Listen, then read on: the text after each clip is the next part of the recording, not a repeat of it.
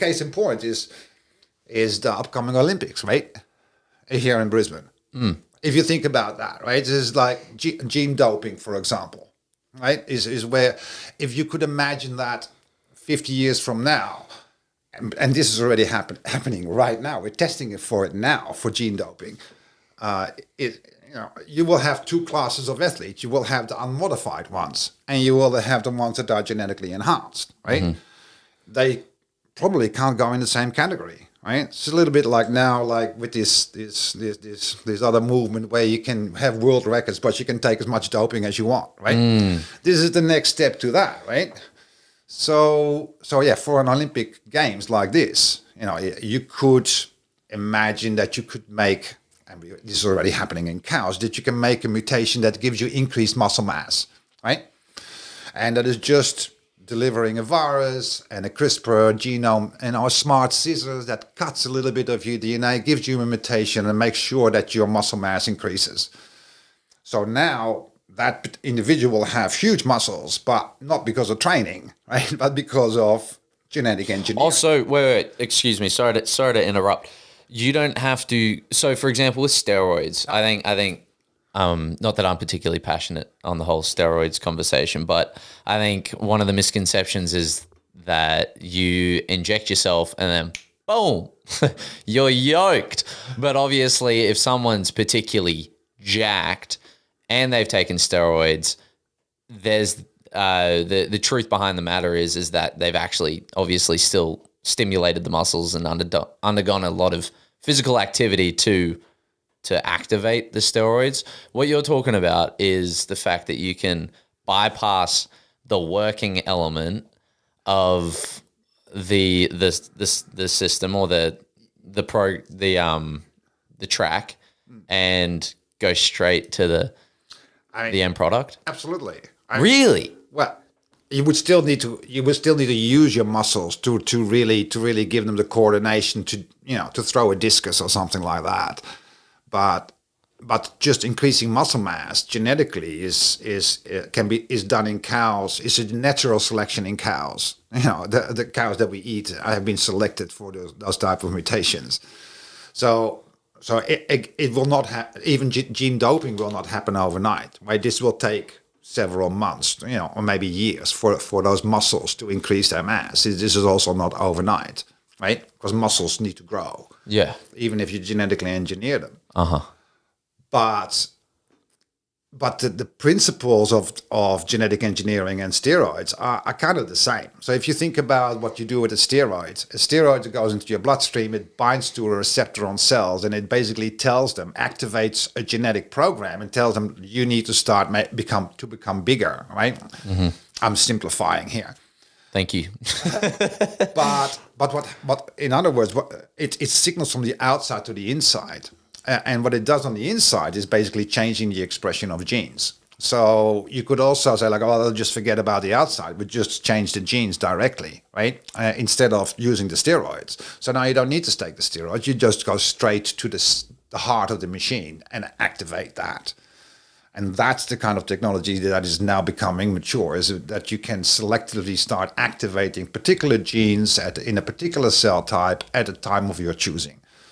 So once you are able to do that, you can cure muscular dystrophy, hopefully, right, by activating the right gene or by activating an exogenous gene that makes a proper muscle. But at the same time, this is the balance that we just talked about, right? Yeah. Is that you can cure a disease with that, but at the same time, you can be sure that there are going to be athletes and people that are now taking steroids go like, look, I don't want to be taking steroids the whole time. I just want to get big muscles, and I'll go for this particular approach, right? You can see it would happen. Or do you think it wouldn't happen? No. I think particularly there was a study undertaken. Hold on, I actually have it written down. I did my prep. I think this aligns perfectly with Scott Griffiths. So Scott Griffiths is a doctor at the University of Melbourne, and he essentially just drafted up or submitted a essay that discusses how body dysmorphia in men, particularly men, but body dysmorphia in and of itself is projected to double in size. I think double in size in the next 10 years, and men are supposed to overtake women, which is crazy to think about. So I think human vanity left up to idle minds is definitely going to be a large motivator, because it's funny. When you think about it, people that live hard lives often don't have the preoccupation or the time to be too introspective. You know, it's like you go back in a day and age where they just run. They run. And it's like with my dad's generation or the generation before him. I remember talking to my old man, and, you know, I'd be in there lifting weights in high school, and he'd be there being like, you know, Joey, if you just continued working hard on a Saturday out in the backyard, you'd get real muscles. None of this fake stuff or whatever. But his generation was more along the lines of that stuff is a consequence of hard work directed in the particular area, not in and of itself. I mean, my dad's not 200 years old. Like they had gyms back then, but back in the day, it was like men. I talking particularly about men because obviously as a man, I resonate with the topic more, but the same would apply to women. But men they had more opportunity to sort of express themselves in respective fields, where if you go back to hunter-gatherer, they had utility to go hunt, gather, and then they got that utility. They got that value. They found that value.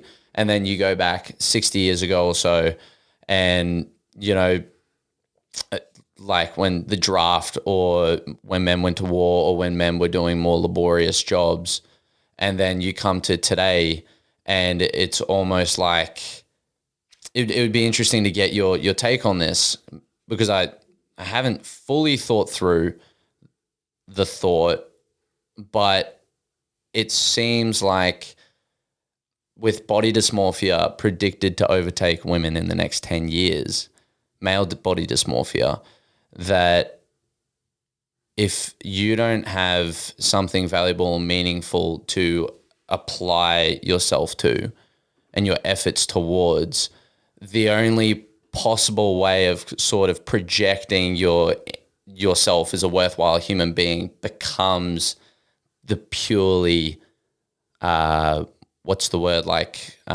visual, if that makes sense. So if you walk past and you see an athletic dude, you go, that it says a lot about the person. It says that they've got discipline, they've got commitment, they've got all these sorts of attributes that are or that attach themselves to that body.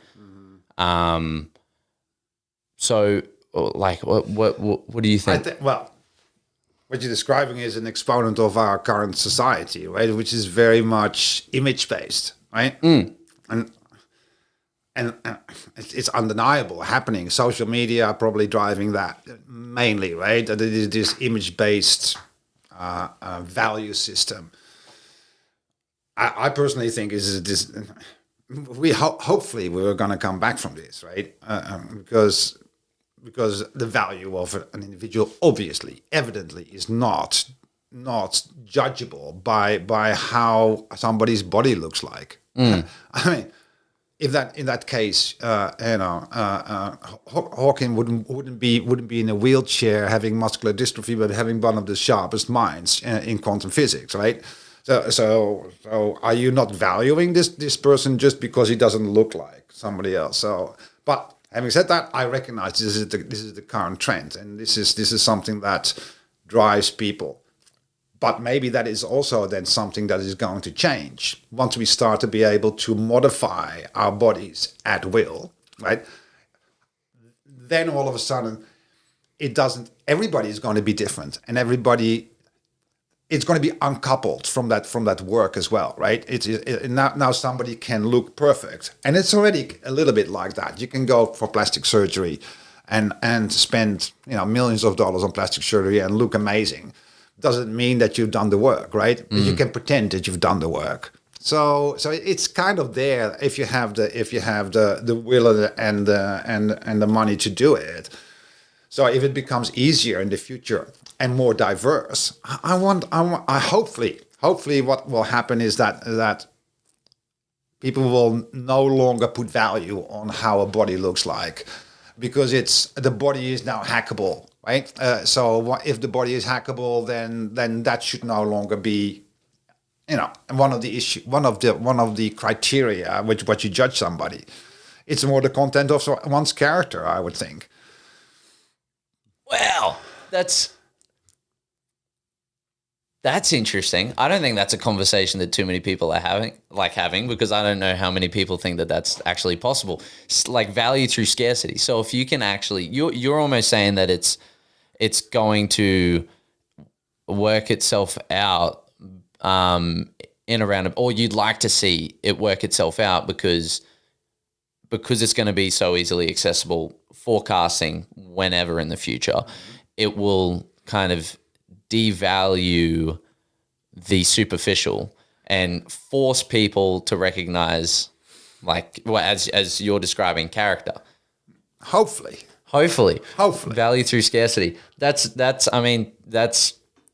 true, because but then there's the other side of the conversation. So on a couple of podcasts ago, I was talking to Shane Fielding. So he was a ex-Australian swimmer, and he just missed out on the Olympics. And so it was a fascinating conversation to talk to someone who devoted put in the work. He worked just as hard, if not harder, but just lacked the shoe factor, size. The shoe size, something like that. You have Thorpe's feet. Exactly. That being said, I'm not saying that Thorpe didn't work hard, but no, you did. That like obviously you're working up against actually it becomes minute differences in somebody's physique, whether you are going to be in the Olympic team or not, right? And it's not the work that you put in or the motivation, lack of motivation. That's not it. It becomes genetic minutia that determine whether you are in the team or not, right? I mean, that's just a fact, right? Yeah, that's just a fact, and that made itself painfully clear to this gentleman. And it was really kind of moving to talk to him about his experience, because obviously in the Olympics, people only recognize the gold medal. There's a chasm, and then maybe a silver if you're consistently silver, and then bronze, people are starting to forget you. And then if you didn't even make the podium, who are you? Which is crazy. No disrespect. It's just a sad reality of the way that things are. And you can dedicate your life to a discipline that doesn't even give you the recognition that you deserve. And he said it took him 20 years to get over it. He thinks it took him 20 years to get over missing out by a couple of milliseconds. It's just so small. And that he realized, because now he's a father, now he's got a business, he's been operating a business for the last 15 years, that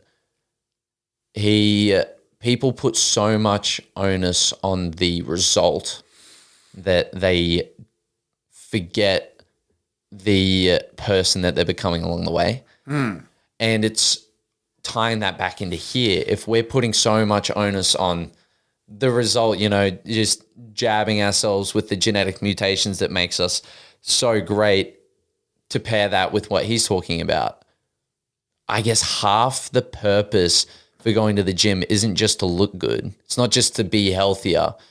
It's to teach yourself certain life lessons that are only attributable to work and consistency. It's the journey, right? It's the journey. Yeah, it's the journey. It's the journey. No, but it's true. It's true, though, right? I was reading a paper done by. Actually, I'm not even going to pretend to try and read these three co-authors, but anyone can look it up. But gene doping in sport: perspectives and risks, and some of the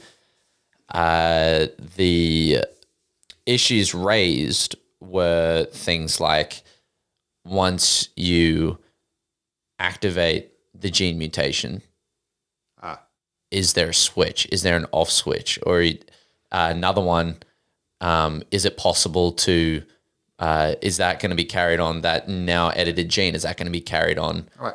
in your lineage from now on? But one at a time. Let's start with those Let's start, yeah. So maybe the best thing is to start with the last one, right? Okay. Whether it's carried over to the next generation. So this all depends on how you do your gene editing. So if you would deliver your gene editing technology only to your muscles, for example, right, and you're 100% sure that your gonads, 100% sure that your gonads would not be delivered or would not receive the package, then you would not transmit it that to the next generation. But you got to be damn sure that none of that reaches the cells that will be that you will use for reproduction. Mm-hmm. So that's the first thing, right? So it depends on how you do it, whether it will be heritable or not, right? It would be, to me, it would be very worrying if it would be heritable, right? Because then those gene modifications and those enhancements that we talked about previously is now not going to be the choice of the individual, right? But it's going to be the choice of the parents, what kind of genetic enhancement they had, what the child is going to look like, right? So is that fair? I don't know, right? Maybe it is fair. I don't know. But to me, there's something jarring in there. People should have the choice of what kind of things they want and what they don't want. Now, so that's the heritability question.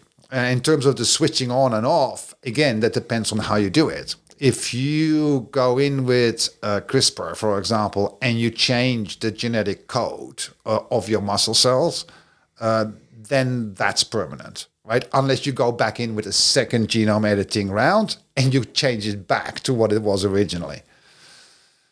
So that's when you use CRISPR. But you could also think of delivering messenger RNA, right? Just like the vaccine, the COVID vaccine, that was an mRNA, a messenger RNA-based vaccine, which is basically another word of saying like, well, you give a piece of a copy of the DNA that will give the instructions to make the protein that does the job.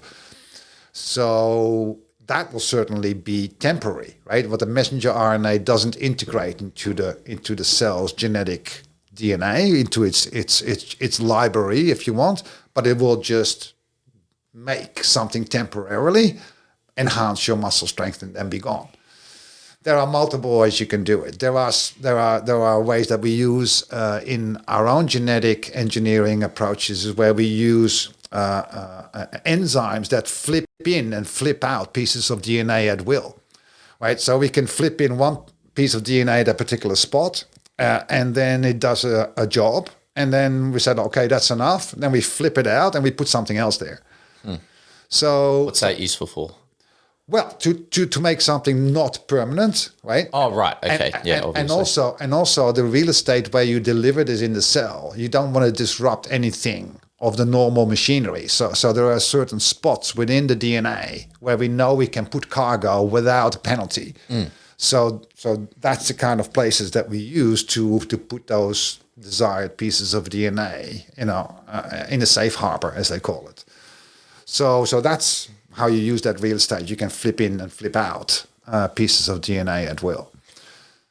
So it can be it all. In other words, it all depends on how you do it, where you can make it permanent or not, or make it switch on or switch off.